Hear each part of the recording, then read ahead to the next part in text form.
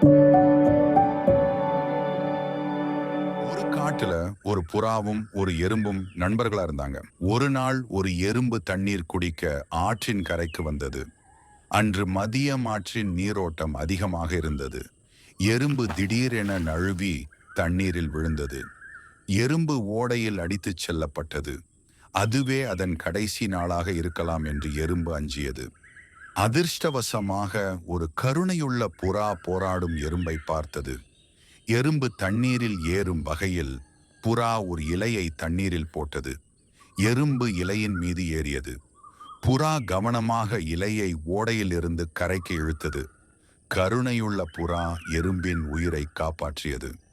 சில நாட்களுக்குப் பிறகு ஒரு கொடூரமான வேடன் காட்டிற்கு வந்தான். வேடன் மரத்தில் இருந்த அழகான புறாவை பார்த்து அதன் மீது தனது அம்பை எய்ய முயன்றான். புறாவின் கருணையால் காப்பாற்றப்பட்ட எறும்பு வேடன் தனது மீட்பரை குறிவைப்பதைக் கண்டது.